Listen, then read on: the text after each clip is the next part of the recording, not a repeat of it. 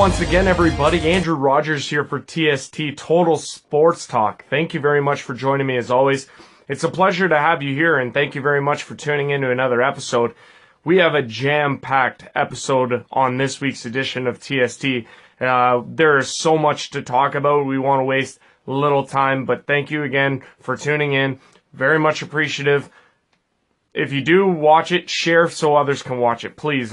Just looking to get my name out there, man. Whatever you got to do to help a brother out, I do appreciate that. Thank you very much. Okay, loaded show. Like I said, first thing we want to do is we've been starting off our program the last few weeks talking about local hockey, and it came to fruition all at once, with this local hockey stuff, and we want to jump right into it right now. So we start Provincial Junior Hockey League. That's Junior C hockey. We had the 2018 Schmaltz Cup Finals. It was at 8 teams. It was down to 2, and we finally crowned a champion. The Lakefield Chiefs are your 2018 Schmaltz Cup champions. They downed the Glanbrook Rangers in 5 games to win the series. They defeated them twice in overtime, both in games 1 and in game 3. Finally putting the nail in the coffin in game number 5 with a 4-0 victory on home ice. Just an incredible playoff series and playoffs for the Lakefield Chiefs. And we have a special guest on the show. We want to introduce him now. We talked to him on the show, we talked to him about just a bit about this Lakefield Chiefs team and how much this championship means. Here is General Manager Tyler Revoy. Yeah, Lakefield Chiefs champions. How does that feel? Well, it's surreal, that's for sure. I mean, I didn't know, or I never thought that I would be able to say that. And then just the 3 years it took us to kind of build this team, and I mean, now that we can call ourselves champions, and the guys can call themselves champions, it's something that no one will ever be able to take from us. Yeah, what does it mean to the players? How special does this have to be for them?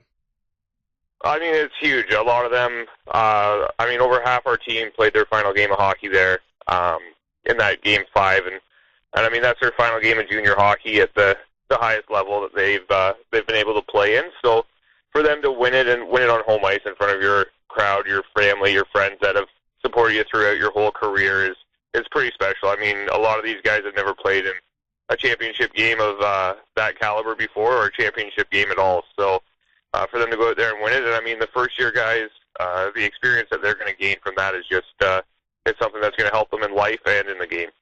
Yeah, no question about it. I mean, obviously you guys had quite a run. Explain the grind. How tough was that on your team throughout the duration of the playoffs?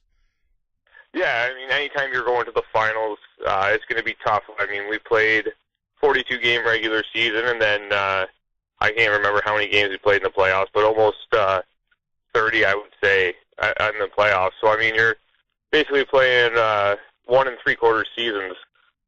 Just kind of crunch into one. You're going every other night in the playoffs, and for us guys like Matty McIntyre was playing through 2 blown out shoulders. So I mean, he scored the game winner in game 3 in overtime, and I've never seen someone score an overtime winner in a championship game and wheel off the ice as quickly as he did. He wanted no part of the celebration. He just wanted to get to the ice pack. So I mean, all the guys were battling through it, and that's just a testament to how badly these gentlemen wanted it. So they were willing to play through injuries, taking time off work, time off school, stuff like that, so they could make the games, and they were rewarded.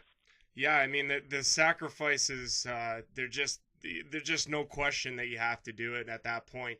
At what point, I guess, did you have any sort of inclination that this could be the year for the Lakefield Chiefs at any point throughout the playoffs?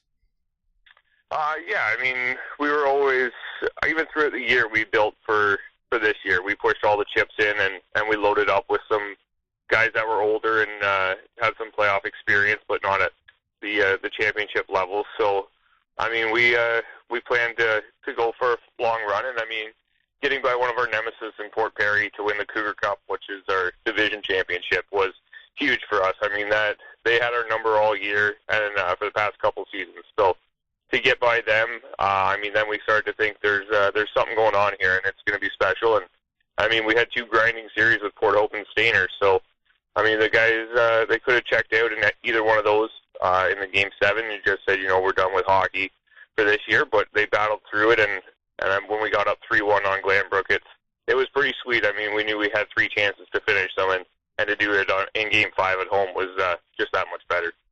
Yeah, no question. Like I said, from following that, you guys had quite the run. That series against Stainer was just back and forth, and it was really, really good hockey there. And yeah, going into the series against Glanbrook, I think it's fair to say that you guys had quite a bit of momentum, having come off a huge series win against Stainer, right?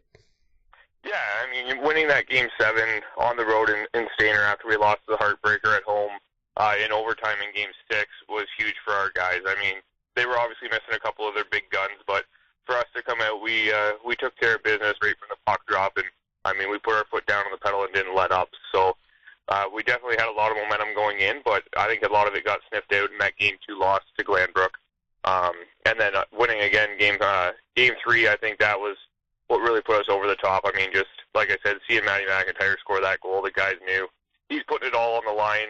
He even said to me after the game, I had one shot left to my body, and I put it all into that. So to hear a guy say that, I mean, he knew how badly we wanted to win. So we carried that momentum right into Game 4 in Glanbrook, and were able to defeat them, and then bring it back home. We had, I think everything was in our favor by that point, and the guys knew the trophy was in the building that night.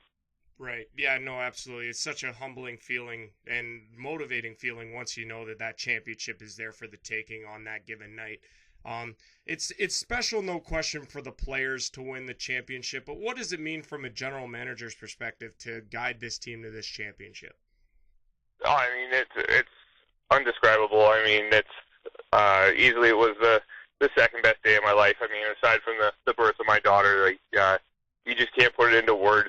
You feel so much joy and everything, because I know what these guys put into the season. I mean, the work started back in June and July when we started acquiring players to load up for this. So I know when the playoffs started, kind of my work was done. There's no players I can bring in now. There's nothing we can do, and I know the coaching staff, they had the right game plan, the right mentality, and I mean, I can't give them enough credit. I mean, they came to work every day and put the game plan out there, and the 20 guys on the ice that they thought would give us the best chance to win. So it was humbling too at the same time. I mean, that these championships don't come around all that often, and for us, it's our second one in 5 years. So I wasn't part of the first one, but I made it my priority when I took over as general manager to be part of the next one.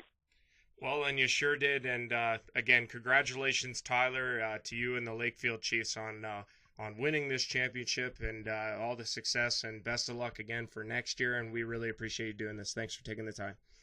Hey, thanks for having me.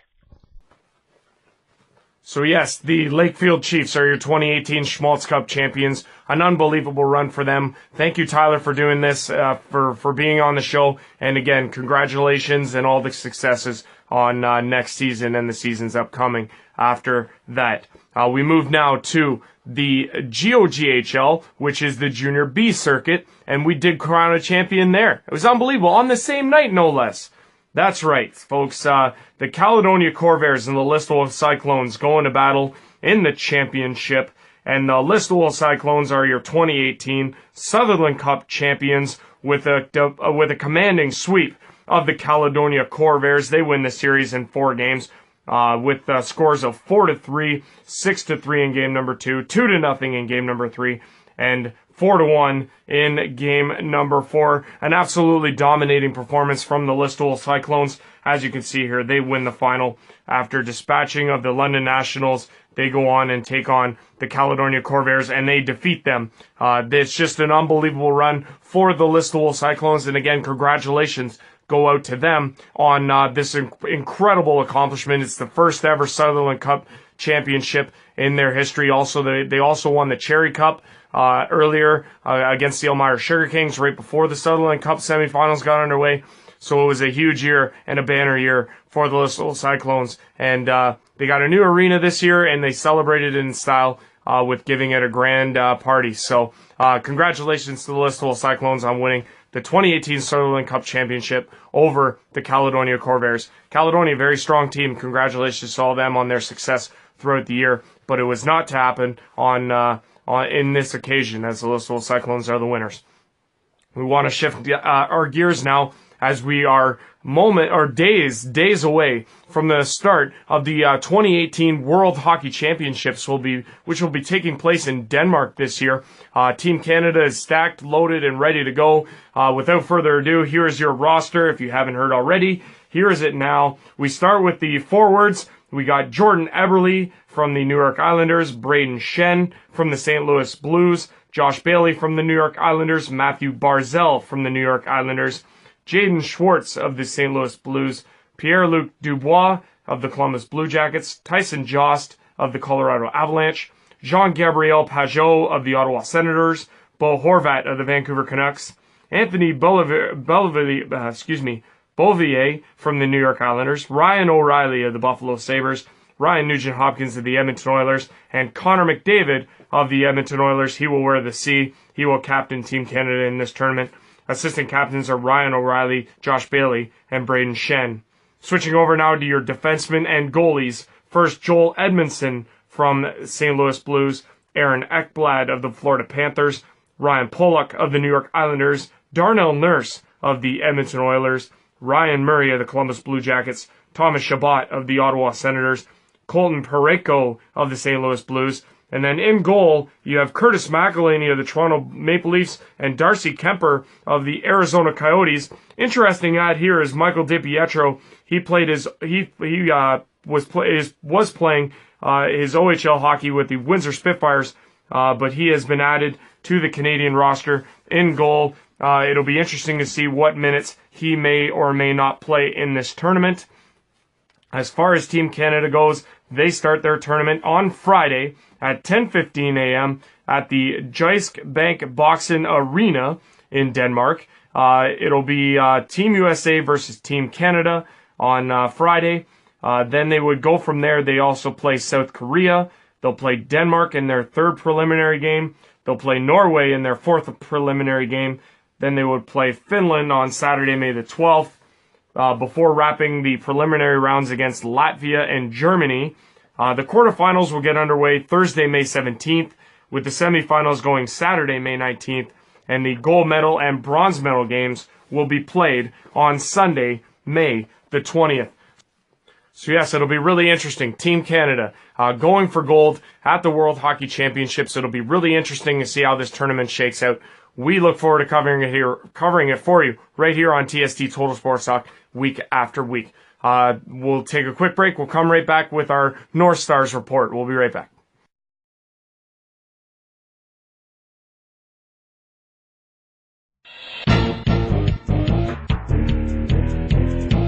You are watching TST Total Sports Talk.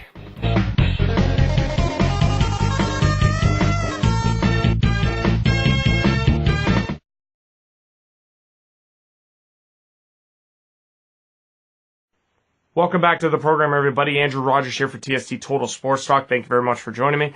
Reached the point in the program now where we want to talk about the Owen Sound Senior B North Stars, the Senior B's lacrosse circuit. Very excited about it. It's underway. One game got underway this past weekend. It was between the Six Nations Rivermen and the Ennismore James gang.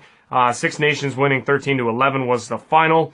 They are at the top of the standings. Obviously, one game played. It's not much on the standings, but Six Nations do lead 1-0 on the year, while Ennismore James Gang 0-1. We have 3 games to be played this upcoming weekend. We got the Six Nations Rivermen. They are hosting the Kitchener Velocity, and then Ennismore James Gang is hosting the Brooklyn Merchants. And then on Sunday, it gets underway for your Owen Sound North Stars. They go up against the Oakville Titans. They're on the road Sunday, May the 6th at 7 o'clock from the Toronto Rock Athletic Center. The Owen Sound North Stars, they get their season underway. It's coming up. It's going to be awesome. It should be a lot of fun. They go up against the Oakville Titans. They're on the road at the Toronto Rock Athletic Center to start their season. This goes at 7 o'clock on Sunday, May the 6th. And should be a lot of fun covering the Owen Sound North Stars all season long right here on TST Total Sports Talk. And really look forward to it. Once this season gets rolling, we'll obviously have a better breakdown for you in terms of stats, in terms of standings. The full-blown scoreboard, there is a lot of happenings going to be happening all throughout the course of the season. We hope to have lots of guests on the show, various players, General Manager Keith Peer, and Social Media Director Chris McGregor. We'll have all of them and more on the show for you continuing throughout the season. That's what we're doing right here on TST, is covering the Owen Sound Senior B North Stars and the Ontario Senior B Lacrosse League. Should be a lot of fun, and we look forward to what next week brings for us when we wrap week 1 of the Senior B North, Ontario Senior B Lacrosse League. It should be a lot of fun. Andrew Rogers, we're going to take a quick break here on the program, TST. We're just getting started, and I'm flustered already. Big surprise. We'll be right back. We'll take a break. We much needed one. We'll be right back after this.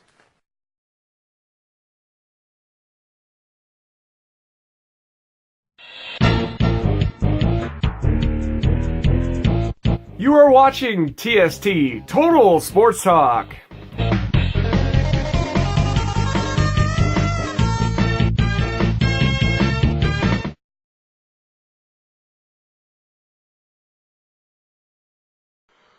Welcome back to the program, everybody. Andrew Rogers here for TST Total Sports Talk. Thank you very much for joining me. As always, it's a pleasure to have you here. We've reached the point in the program now where we want to talk about the Ontario Hockey League. We were waiting a while, but we finally got it. It's our OHL final is set, and we're ready to go there. But first, let's wrap the conference finals. First, the Eastern Conference final was wrapped when the Hamilton Bulldogs defeated the Kingston Frontenacs in game number 5 on Thursday, April the 26th. Like I said, Hamilton winning the series 4-1, a 2-1 victory in game number 5 sealed it for them. And they are your Eastern Conference champions. They will take on, as we now know, the Sault Ste. Marie Greyhounds. They defeated the Kitchener Rangers in the Western Conference final in game number 7 this past Monday. They win the series 4-3, a huge 4-3 double overtime victory in game number 7 thanks to Jack Kopaka. They win the last 2 games going to overtime. This series was back and forth. Couple blowouts, couple big scores, but this series was a slugfest to say the least, but it is over. Sault Ste. Marie prevailing in 7, and they will take on the Hamilton Bulldogs in the Ontario Hockey League final, which gets underway this Thursday, May the 3rd at 7:07 in Sault Ste. Marie. Sault Ste. Marie, of course, with the best record in the Ontario Hockey League, they have home ice against the number 1 Eastern Conference team, Hamilton Bulldogs. So games 1 and 2 will go in Sault Ste. Marie. The game number 2 will go Saturday, May the 5th at 7:07. The 2 games in Hamilton, games 3 and 4, will be Monday, May the 7th at 7 o'clock, and Wednesday, May the 9th at 7 in Hamilton. If necessary, game 5 will go Friday, May 11th in Sault Ste. Marie. Game 6, if necessary, will go Sunday, May 13th at 2 o'clock in Hamilton. And game 7, if necessary, will go Monday, May the 14th at 7:07 in Sault Ste. Marie. Now, as you can see, yes, Sault Ste. Marie, Hamilton. It'll be a slugfest to say the least, as I've mentioned. This is going to be just awesome. This series is going to be great. There are a lot of fantastic matchups all over the board. First, though, what we want to do is go to our friend of the show. He is the play-by-play voice of the Hamilton Bulldogs on Cable 14, Reed Duthie. He stepped in to TST and spoke with us about this upcoming series. The most powerful Sault Ste. Marie Greyhounds coming in against, I guess, what you could say is a proverbial underdog in Hamilton. Would you agree with that statement? Well, Bulldogs have to be the underdog coming into this series. And I know people are saying that the Sault Greyhounds struggled with the Owen Sound attack and they struggled with the Kitchener Rangers and had to go to 2 7-game series against 2 really good hockey teams. But when you look at this, go back to the beginning of the season, the Bulldogs got off to a dreadful start that I don't think anybody saw coming. Their power play was over for a while, and at the same time, the Sault Ste. Marie Greyhounds are running as the number 1 team in Canada. And they pretty much went wire to wire in that role and only added players on as it went along. So I don't see anybody who can say that the Bulldogs wouldn't come into this series as an underdog team, but an underdog team that's certainly feeling good about themselves. Yeah, no question about it. Like I say, Hamilton has been on quite a roll in the postseason anyways, for that matter. When it comes to it, this series and how it stacks up, is the fact that the Greyhounds series going 7 against Kitchener and them being, I guess, a little more fresh than Hamilton going to play a factor? Well, you would hope that the Bulldogs can use the fact they've only played 15 games in the playoffs for a little bit more energy and come out and get on the Greyhounds early on in this series. What's going to be the challenge is, first time in the playoffs, the Bulldogs have not had home ice. So they've got to run up to the SR Center for the first two games, where the Sioux have been darn near unbeatable. I believe they've only lost 2 games in regulation on home ice all of this year. So that is a tall task to begin with. And then you bring them back to Hamilton, and you've got it, no matter what happens in the Sioux, whether you win 2 games, split, or lose both, you've got to have your best when they arrive on First Ontario Center ice, because the Sioux have struggled on the road. So if they can catch them a little bit tired early on, get a split, and then bring the series back to Hamilton, I think the Bulldogs are in good shape. Do you feel, Reed, that for the Bulldogs to have a chance, I guess, in this series, it would need to go further than 4, 5, 6 games? The way they're playing, I think that they would like to drag this one out. They want to force the Sioux, especially depending on how those first 2 games up north go. They would want to drag this thing out to 6 games. They finished off all their previous opponents in 5 each, but this obviously is a completely different animal. So I think that the Bulldogs will be looking for this series to go long. I know they're preparing for it to go very long, and John Gruden, the last I knew, was saying that he thought this was, no matter whether it was Kitchener or the Sioux, thought it was going to be a 6 or 7 game series. Yeah, no question. It's they're in for a grind, Hamilton and the Sault Ste. Marie Greyhounds. Take us through the goalie matchup. Caden Fulcher has been nothing short of spectacular for Hamilton. And then on the other skill, you have Matthew Villalta, who some pundits would say he's struggled in the playoffs. So who do you give the edge to in that matchup? Boy, hard to say. The way that Caden has played in these playoffs, I think it's kind of hard not to give him the edge right now. He leads the OHL in goals against average. He took on a very powerful, very talented Kingston Frontenac's team and turned away guys like Gabriel Velarde and Cliff Poo for the large majority of that series. Linus Newman as well, who had been a Bulldog killer in the past, just couldn't seem to get anything going against Fulcher. So I think as of right now, he's got to be the guy that you look at. But Matthew Villalta is the kind of OHL goaltender that can steal you not just a game, but can steal you a series when he's at his best. And for the Greyhounds, it's been a little frustrating because he liked the team. And, it's funny how that goes, whether it's the goaltender first or the team first.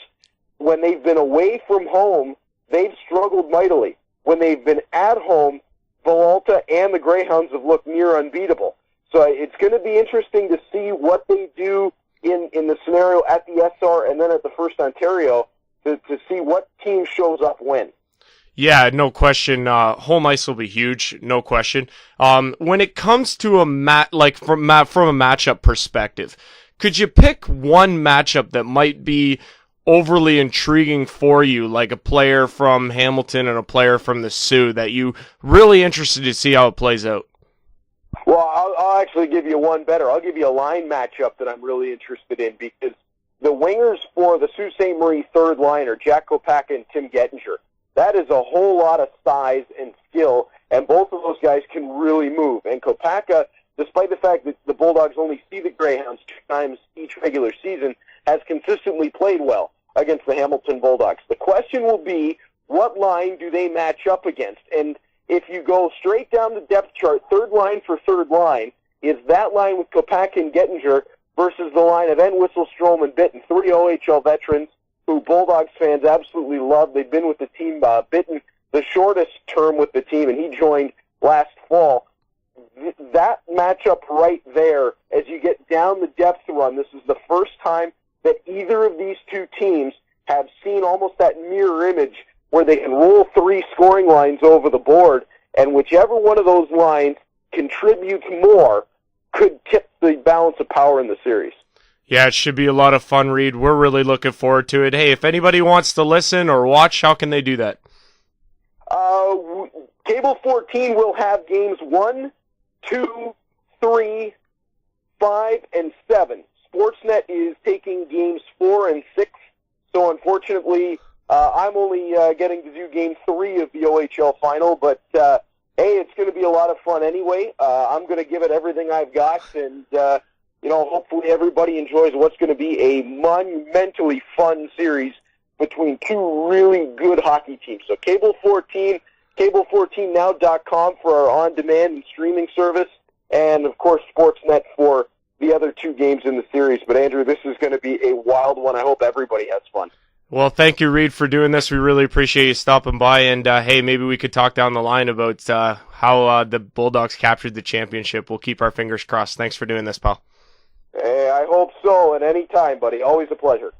Now, of course, the OHL champion will go on after this series is all over, and they will go on to the 100th Memorial Cup tournament in Regina. It will feature the top team from both the Ontario Hockey League, the OHL champion. It'll feature the Quebec Major Junior Hockey League champion.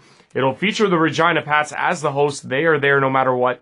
And they will feature then the WHL champion. Now, in terms of the WHL in the playoff bracket, as I have here, the final pits the Everett against Swift Current.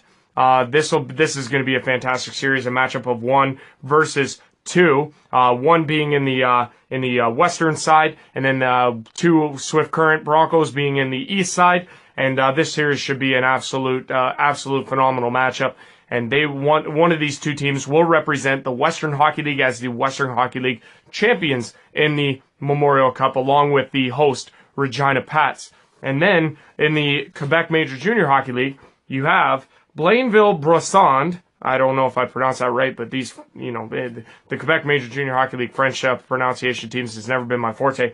They will go up against Acadia Bathurst in the Quebec Major Junior Hockey League final. One of these two teams will be the Quebec Major Junior Hockey League representative in the 100th Memorial Cup tournament, which will take place starting on Friday, May the 18th at 8 o'clock, as it will feature the OHL champion versus the Regina Pats in the opener. In the first round-robin game, there'll be 6 of those round-robin games, each team playing each other once. And I believe, once. Yeah, once. Every team will play each other once out of the 3 teams. They will get, and then there will be a tiebreaker if necessary on Thursday, May the 24th at 6 o'clock. The semifinal will then go on Friday, May the 25th at 8, with the championship of the Memorial Cup being crowned Sunday, May the 27th. That'll be a 6 o'clock start in Regina, home of the Regina Pats. Should be an awesome conclusion to what has been an incredible year in the Canadian Hockey League. We'll be right back with our NHL report after this. Stick around.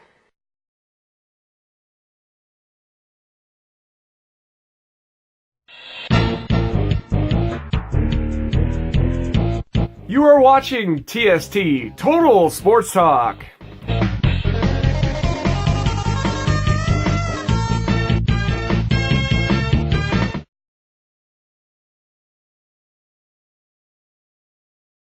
Welcome back to the program, everybody. Andrew Rogers here for TST Total Sports Talk. Thank you very much for joining me. It's a pleasure to have you here.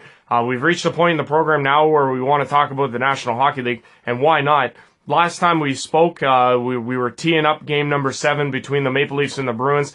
It was the last game before the second round got underway in the NHL. And as it turned out, it was the last game for the Toronto Maple Leafs. So let's wrap that right now.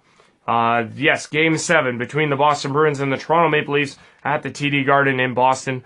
Bruins winning 7-4 was the final.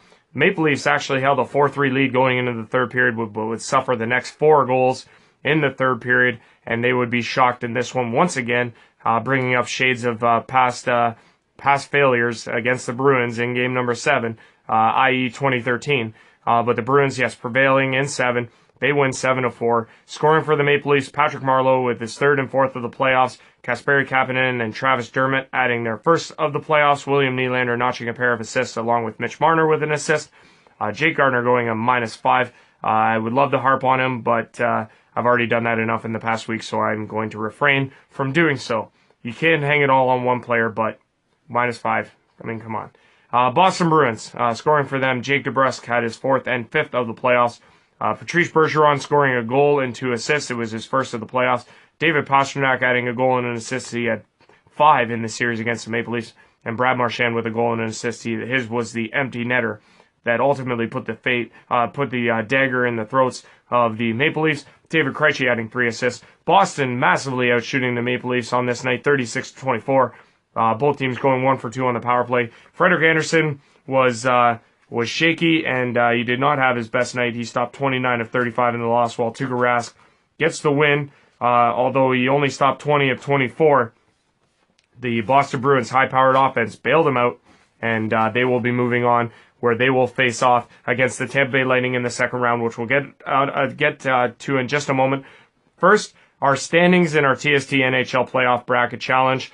You got Joey A in the lead. He has 150 points. He is tied with Mike F at 150. Rob B at 135. You have Andrew C at 130. Paul I at 125. Ethan H at 125. Blake B at 125. Brad C at 125. Jordan M at 115. Joshua C at 115.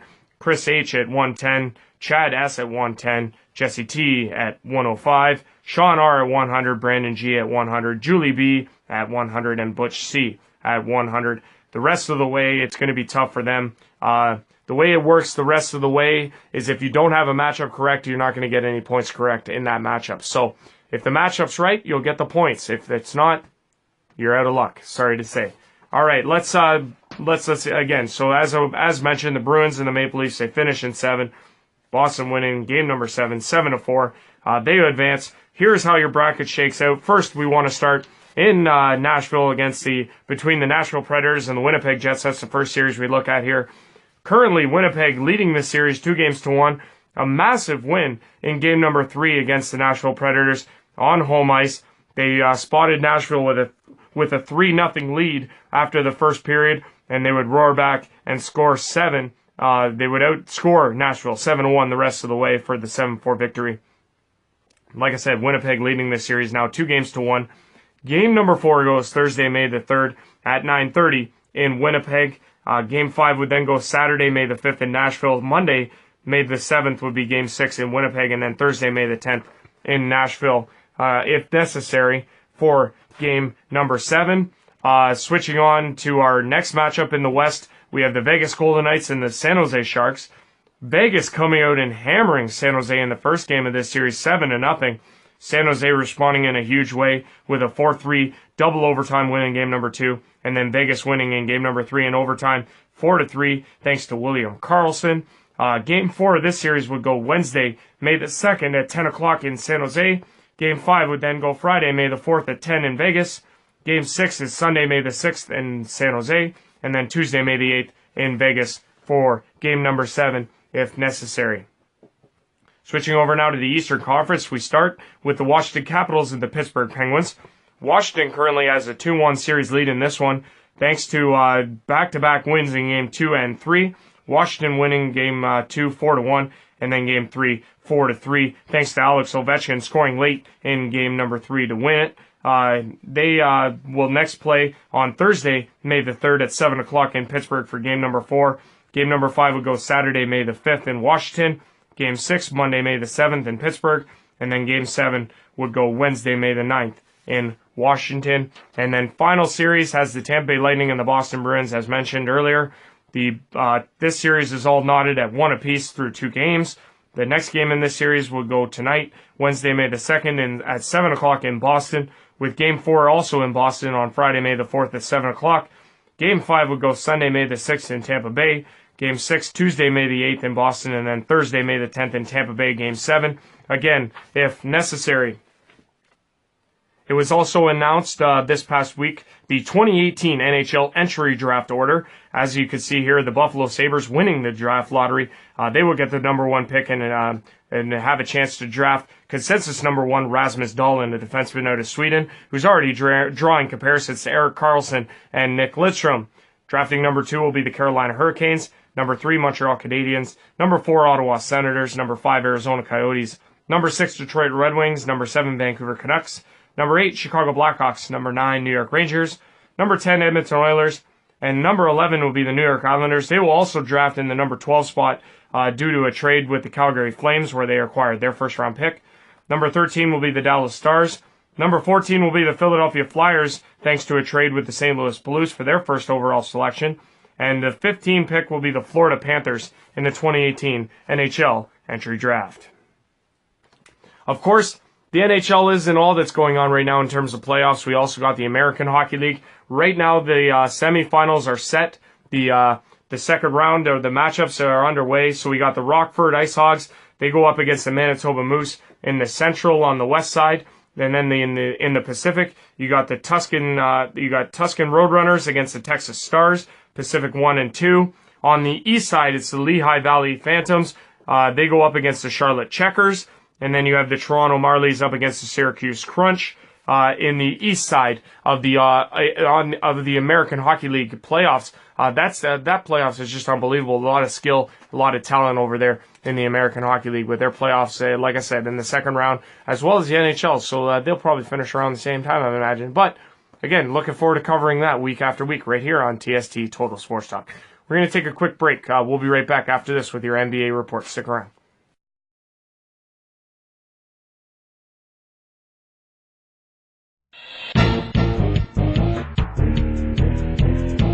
You are watching TST Total Sports Talk.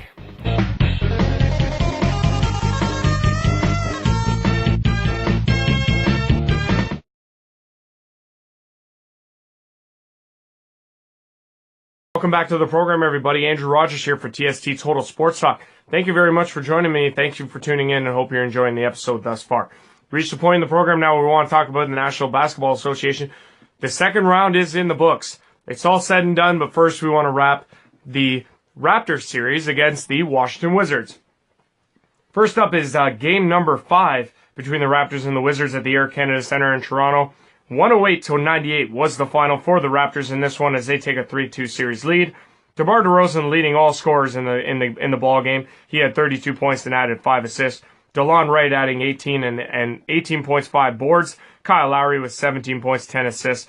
Jonas Valanciunas with a double-double. He had 14 points, 13 boards, and Jakob Poeltl added 9 points. For the Washington Wizards, John Wall put up a very decent line, 26 points, 9 rebounds, 9 assists, while Bradley Beal added 20, but it was not enough on this night. Raptors, 108-98, they have a 3-2 series lead and could clinch the series in game number 6 at the Capital One Arena, which we switch to now, game 6 between the Washington Wizards and the Toronto Raptors.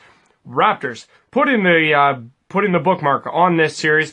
102-92 was the final. They move on to the second round with a 4-2 series win. Kyle Lowry was a beast for the Raptors. He had 24 points, 6 rebounds, 6 assists. DeMar DeRozan chipping in with 16. Jonas Valanciunas adding 14 and 12 is another double-double for him. Pascal Siakam was a monster on the glass.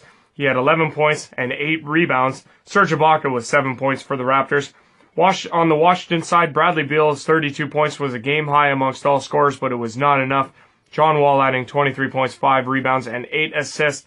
But again, Toronto proving to be too dominant in this series when it mattered most as they take the series 4-2. They move on to the second round. We'll get to that in a moment. First, we want to wrap the first round series. As mentioned, the Houston Rockets, they defeated the Minnesota Timberwolves in their first round series in 5 games. 4-1 was the series total here as they move on to the second round after posting a league best 65-17 record. Your second matchup was the Golden State Warriors defeating the San Antonio Spurs, also in 5 games. They move on to take on the New Orleans Pelicans, who defeated the Portland Trail Blazers in their first round matchup in a 4-game sweep. That one was a big surprise as New Orleans finished in the number 6 spot and Portland finishing in the number 3. A little bit of a peculiar situation here as the 6th seed Pelicans finished with a record of 48-34. They had 1 win and 1 win less than the Portland Trailblazers, 48-49, and then they had 1 more loss. So it was the difference really of a game, but yet it can be viewed as an upset. Pelicans over the Blazers in a 4-game sweep. And then finally, the Oklahoma City Thunder fall into the Utah Jazz. They win the series in 6, and they will take on the very powerful Houston Rockets in the second round. Again, we'll get to that in a moment. First, the East side, you got the Boston Celtics. They down the Milwaukee Bucks in 7 games. They win the series with a clinching 112-96 victory in game number 7. They will take on the Philadelphia 76ers, who had their series well in hand against the Miami Heat, defeating them in 5 games. They will move on. It'll be Boston and Philadelphia in the second round. We'll get to that in a moment. Cleveland was pushed to the limits in their series against the Indiana Pacers, but would ultimately prevail. Cleveland winning in the series 4-3 with a 105-101 victory in game number 7. This one took a lot out of Cleveland, which could be a very good indication of how this series is going to play out with the Toronto Raptors, who they will face in round 2 after the Raptors disposed of the Wizards, like I said, in 6 games between them. 102-92 was the final clincher in game number 6 for the Raptors. So as the bracket looks now, first matchup we want to look at is the Golden State Warriors and the New Orleans Pelicans, a matchup of 2 versus 6. This matchup has 2 games underway now, and the Golden State Warriors are out in front 2-0. Steph Curry returning in game number 2. He had 28 points off the bench, and he was huge in the victory. This could really turn the tables in the favor of the Warriors the rest of the way. This is a perfect time for them to get him back. Game number 3 of this series will go Friday, May the 4th at 8 o'clock in New Orleans, while Game 4 will go Sunday, May the 6th at 3:30 in New Orleans. Game 5 will go Tuesday, May the 8th in Golden State. Game 6 is Thursday, May the 10th in New Orleans, and Game 7, Monday, May the 14th in Golden State. Switching over now to the other Western Conference series, we have the Houston Rockets and the Utah Jazz. 1 game is in the books in this series. 110-96 victors for the Rockets in the first game. They have the 1-0 series lead. Game 2 will go Wednesday, May the 2nd at 8 o'clock in Houston. Game 3 will go Friday, May the 4th when the series shifts to Utah for Game 3 at 10:30. Game 4 will also be played in Utah at 8 o'clock on Sunday, May the 6th. Game 5 will go in Houston Tuesday, May the 8th. Game 6 in Utah on Thursday, May the 10th. And then Game 7, if necessary, will go Monday, May the 14th in Houston. Switching over now to your Eastern Conference, you got the Boston Celtics and the Philadelphia 76ers. 1 game is in the books there. Celtics prevailing 117-101. They have a 1-0 series lead. Game 2 of this series in Boston goes Thursday, May the 3rd at 8:30. Game 3 of this series, when it shifts to Philadelphia, will go Saturday, May the 5th at 5 o'clock, while Game 4 will go Monday, May the 7th at 6 o'clock in Philadelphia. Game number 5 of this series, Wednesday, May the 9th in Boston. Game 6 is Friday, May 11th in Philadelphia. And then Game 7 is Sunday, May the 13th in Boston. So yes, the Toronto Raptors and Cleveland Cavaliers matching up in the second round. Once again, old enemies meet again. And Game 1 is in the books. Here's how it shaked out. Raptors, Cleveland Cavaliers from the Air Canada Centre in Game number 1 of their best-of-7 series. Cleveland coming out on top, 113-112 was the final in overtime. They have a 1-0 series lead. Raptors actually leading after the first quarter, 33-19, but blew the lead down the stretch. They had a chance to close it out late in the dying minutes of regulation, but could not capitalize, and ultimately falling in overtime, 113-112. DeMar DeRozan led all Raptor scorers with 22 points. He also added 7 rebounds and 5 assists. Jonas Valanciunas was a monster on the boards, 21 points, 21 rebounds in the game. Kyle Lowry adding 18 points and 10 assists, but it was not enough on this night as LeBron James put up another double-double. He seems to do that a lot. LeBron James adding 26 points, 11 boards, and 13 assists. J.R. Smith putting up 20 points, Kyle Korver with 19. Jeff Green with 16, and the Canadian Tristan Thompson with 14 points and 12 boards to lead the Cavs. And they take Game 1 of this series and home court from the Raptors with a 113-112 victory in overtime. As you can see, the rest of the series schedule plays out like this. On Thursday, May the 3rd, Game 2 between these two clubs will go in Toronto at 6 o'clock. Saturday, May the 5th at 8:30 in Cleveland will be Game number 3. And then Game number 4 again in Cleveland will be at 8:30 on Monday, May the 7th. Series would then shift back to Toronto for Game number 5 if necessary on Wednesday, May the 9th. Game 6 if necessary is Friday, May 11th in Cleveland. And Game 7 if necessary will go Sunday, May the 13th in Toronto. That's all for your NBA report. Get you caught up to speed on what is happening there. We'll continue to do that week after week until we crown an NBA champion. We'll be right back with your Major League Baseball report. We'll be right back after this. Stick around.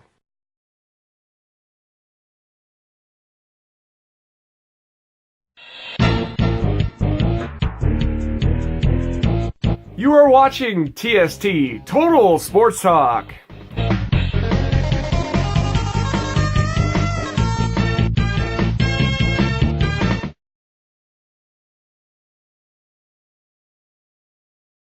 Welcome back once again, everybody, to TST, Total Sports Talk, another episode. I am your host, Andrew Rogers. Thank you very much for joining me.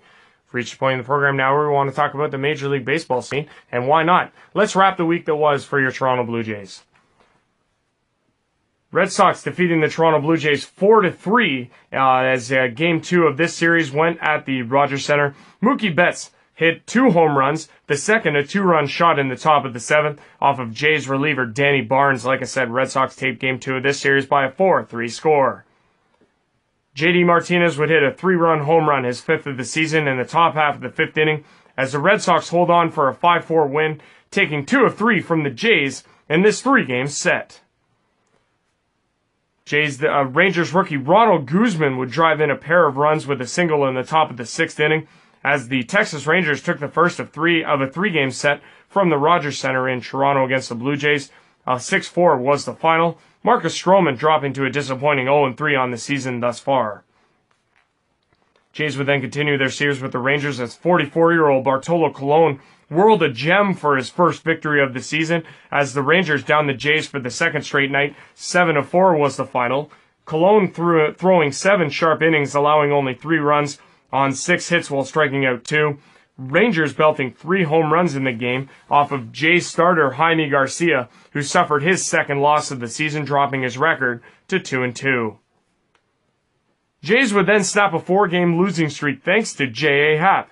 Happ struck out 9 in the contest, only allowing 2 runs in 7 fantastic innings to record his team-leading 4th win amongst Jays starters. Jays avoiding the sweep, winning 7-2. Jays getting home runs from Solarte, Teoscar Hernandez, and Kevin Pillar in the win. Jays would then move to a 3-game set with the Minnesota Twins in Minneapolis.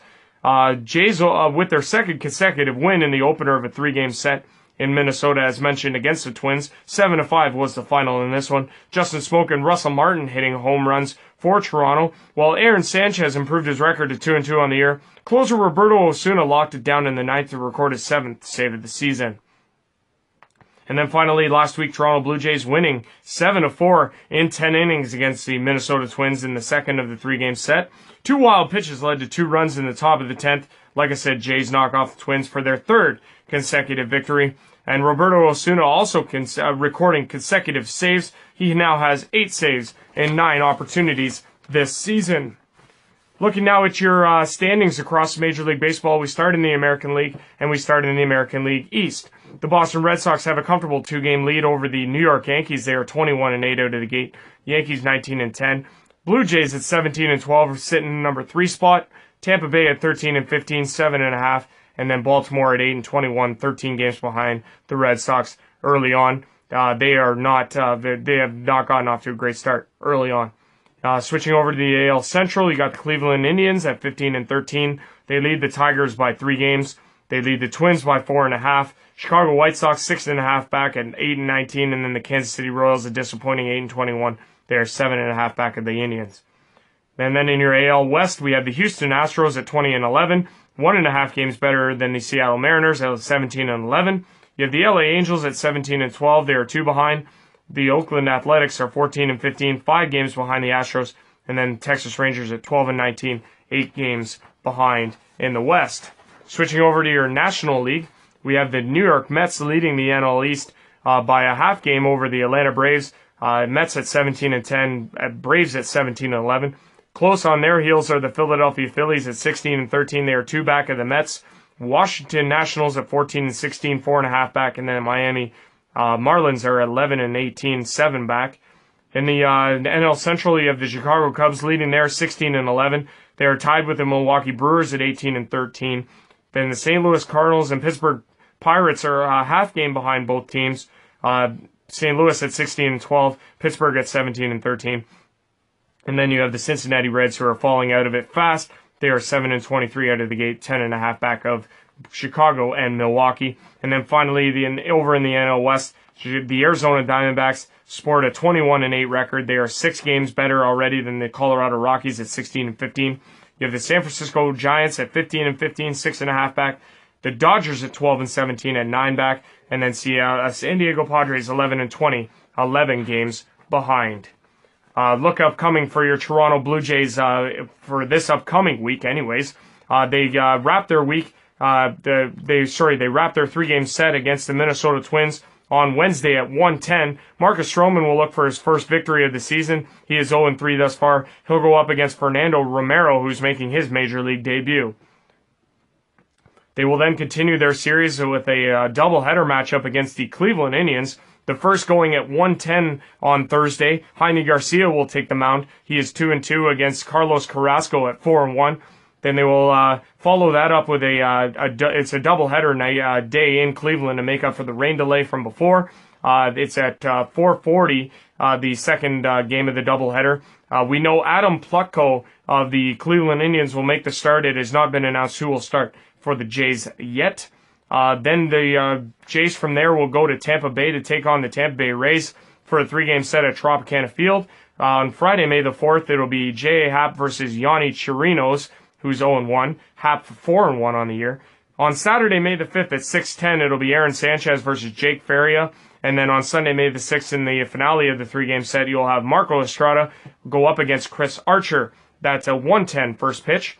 And then the Jays will wrap their week with a matchup against the Seattle Mariners, who pay a visit to the Rogers Center. We know the pitching matchup in the first game on Tuesday, May the 8th at 7:07. It will be Marcus Stroman against James Paxton, barring any injuries or changes. They will also play each other on Wednesday, May the 9th at 7:07 and Thursday, May the 10th at 7:07. That is your Major League Baseball and Toronto Blue Jays report for this week's episode of TST.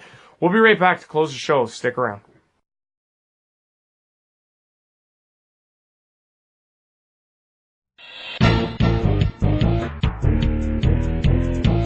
You are watching TST, Total Sports Talk.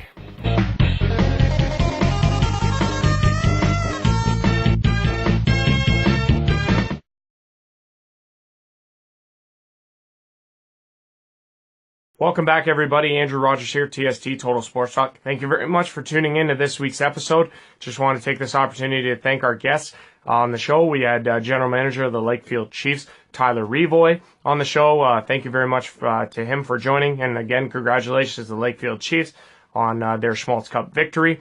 We also congratulate the Listowel Cyclones on their Sutherland Cup victory. So congratulations to those two teams. We also want to thank Reed Duthie for stopping by on the program. He is the play-by-play man of the Hamilton Bulldogs on Cable 14, and they are getting set to go underway and toe-to-toe with the beast that is the Sault Ste. Marie Greyhounds in the OHL Final. That should be a lot of fun. But yes, capping this week's episode, Andrew Rogers signing off for another episode of TST, Total Sports Talk. Thank you very much for watching, and we'll see you again next week.